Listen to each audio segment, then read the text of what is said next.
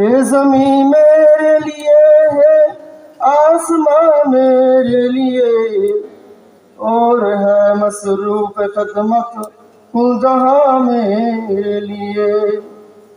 हरकते अफलाक अंजुम, हरकते अफलाक अंजुम, दौर शम्सी का निज़म, चल रहा है दूर से कारवां मेरे लिए।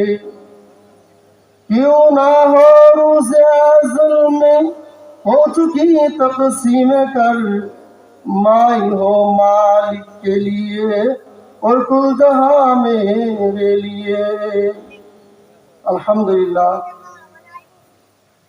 मुअज़्ज़ज़ मुहतरम उलामाए केराम, सामने उपस्थित সর্বস্তরের মুসল্লিয়ানে কেরাম, পর্দার আড়ালের মা ও বোনেরা, মহান আল্লাহ রাব্বুল আলামিনের দরবারে অসংখ্য অগণিত শুকরিয়া আদায় করছি, যিনি আমাদেরকে হায়াতে রেখেছেন, সুস্থ রেখেছেন, আমাদের দিল ও দিমাগ, মন ও মানসিকতা পরকাল মুখে রেখেছেন। পাশাপাশি দুনিয়ার বুকে জান্নাতের বাগান একটি সিরাতুন নবী শীর্ষক মাহফিলে উপস্থিত হয়ে কিছু কথা বলবার এবং শোনার তৌফিক দান করেছেন। এই জন্য দিল খুলে শুকরিয়া আদায় করি, আলহামদুলিল্লাহ।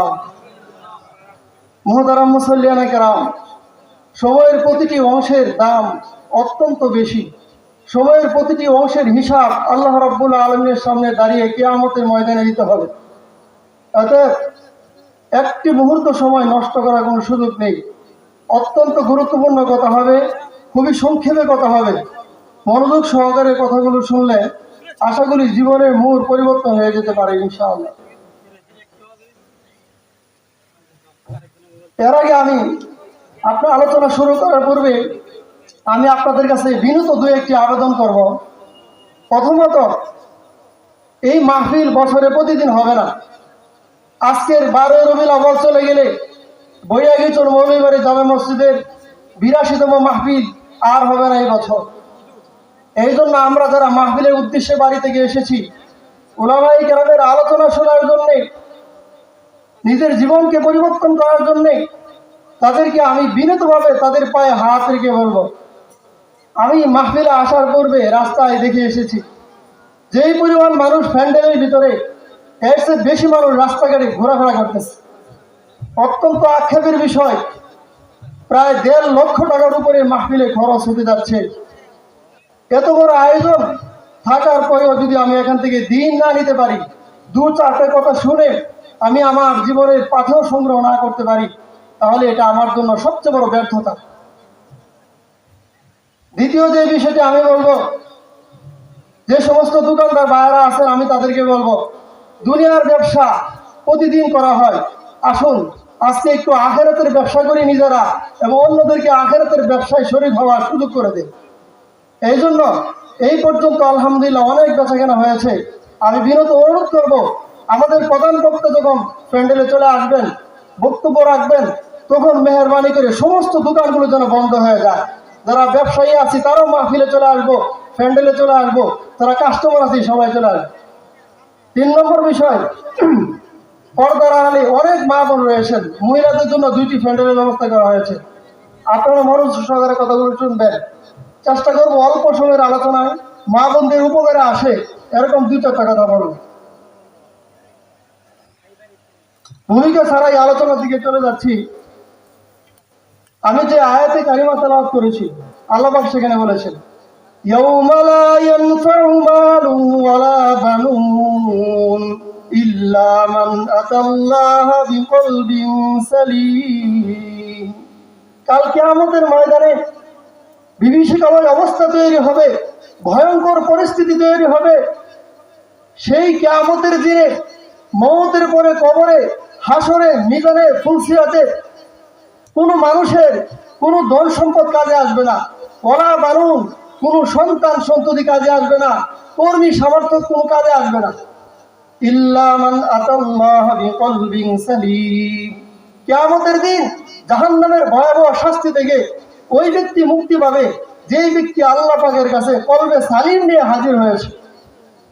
কলবে সালিম হলো স্বচ্ছ হৃদয়, পবিত্র হৃদয় নিয়ে যে ব্যক্তি আল্লাহ পাকের সামনে হাজির হবে, সেই মুক্তি পাবে।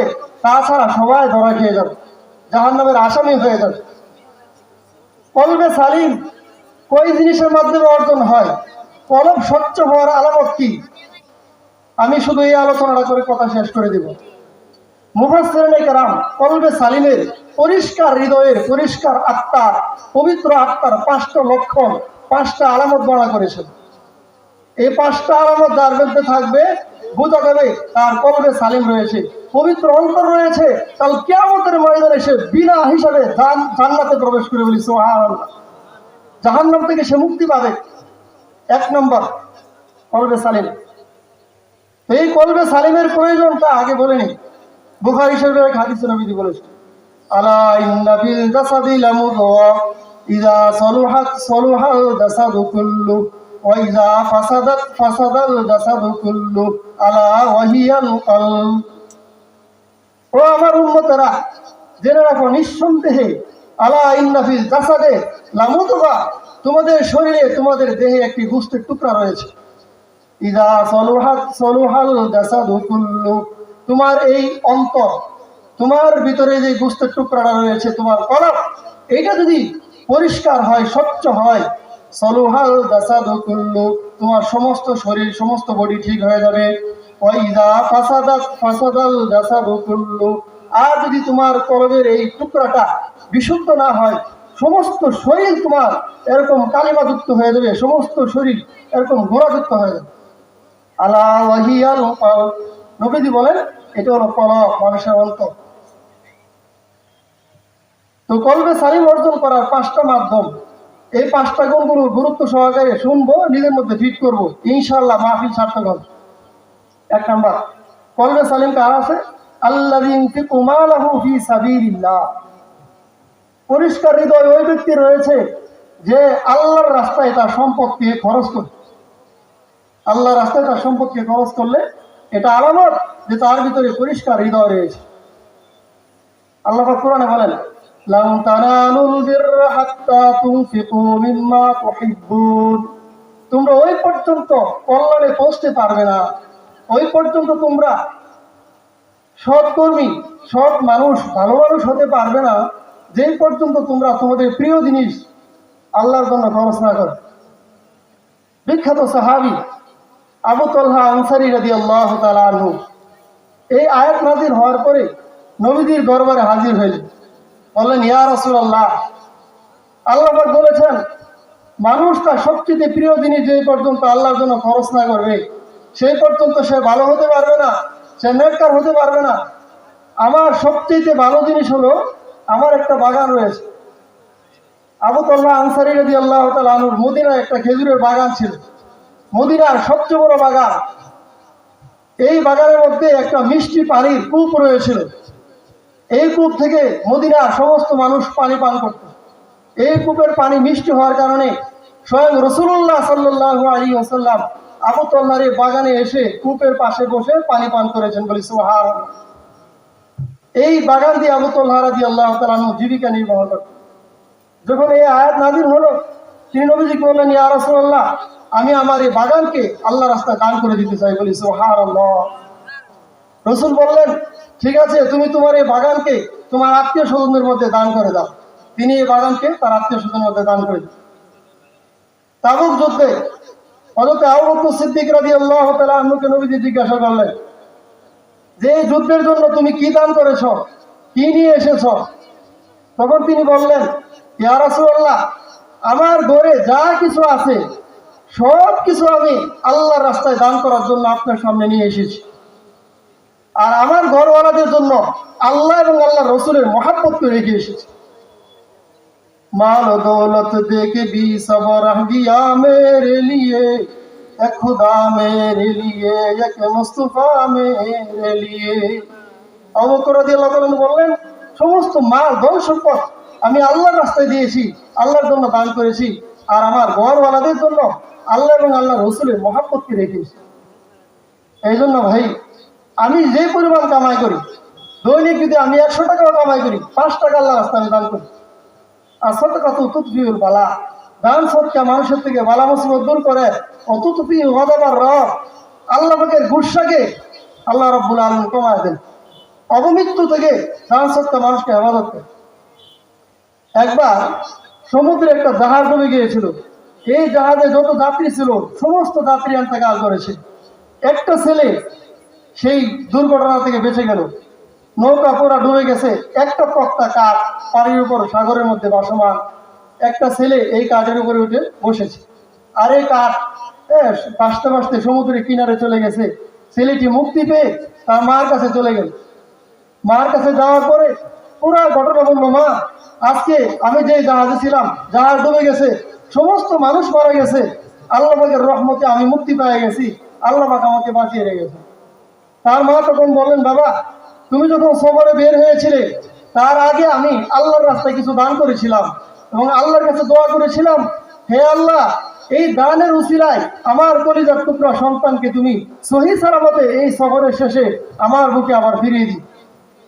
মা তখন বললেন, আমার মনে হয় আল্লাহ তাআলা এই দানের বদৌলতে তোমাকে এই ভয়াবহ দুর্ঘটনা থেকে জীবিত অবস্থায় ফিরিয়ে নিয়েছেন। সুবহানাল্লাহ।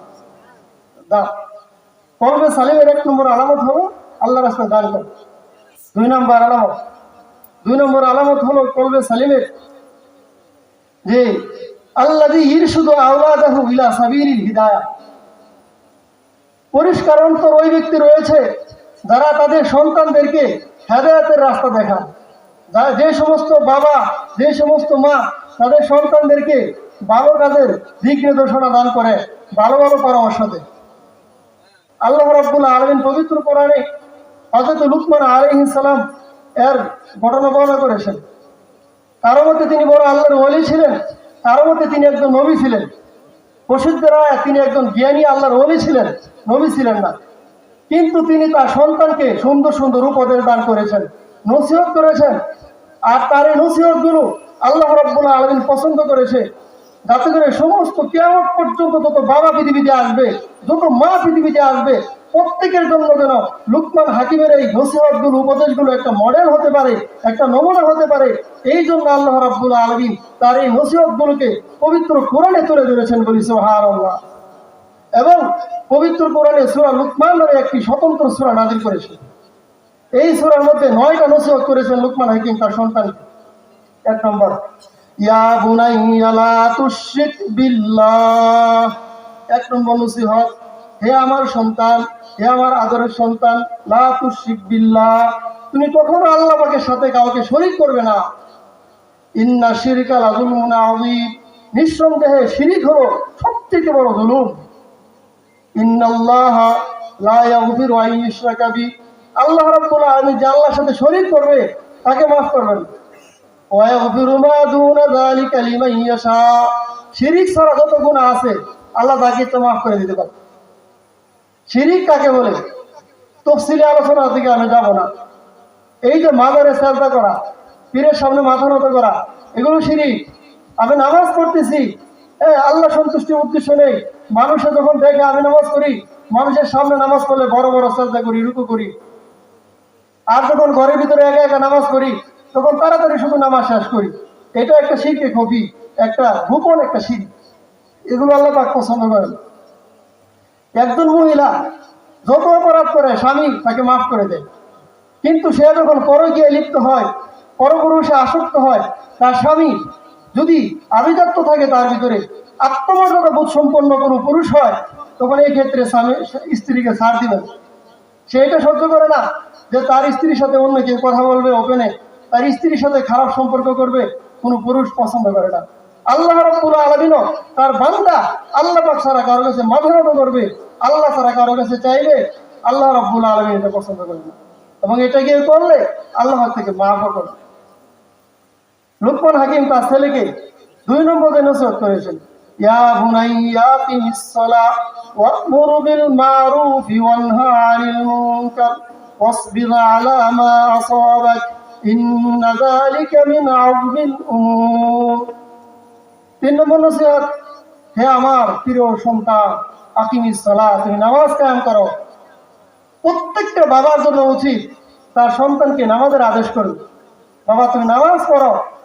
আজকে আমাদের অনেকে আছি, আমরা নিজেরা নামাজ পড়ি, নিজেরা রোজা রাখি, মাহফিলে আসি, আমাদের সন্তান নামাজ পড়ে, রোজা রাখে না। আমরা কয়জন আছি সন্তানকে নামাজের জন্য আমি তার পায়ে পড়েছি। কয়জন পিতামাতা আছি যে আমার সন্তান নামাজ পড়ে না, এই জন্য তার পায়ে পড়েছি। অথচ দুনিয়ার ক্ষেত্রে দেখেন, সন্তান যদি কোনো আন্দোলনে যায়, সন্তান যদি রাষ্ট্রবিরোধী কোনো কাজ করতে যায়, বাবা এক পায়ে পড়ে, মা এক পায়ের পরে, বাবারে যাস না, গেলে তোর জান শেষ হয়ে যাবে। অথচ সন্তান যদি নামাজ না পড়ে, সন্তান যদি রোজা না রাখে, তাহলে তো সে জাহান্নামে চলে যাচ্ছে, তাহলে তো সে আল্লাহর বিরোধিতা করতেছে। এই সন্তান যে ধ্বংস হয়ে যাবে, এর জন্য আমার কোনো পরোয়া নেই। এই জন্য এই চিন্তাটাও করতে হবে, এই চিন্তাটা আমাদের করা দরকার।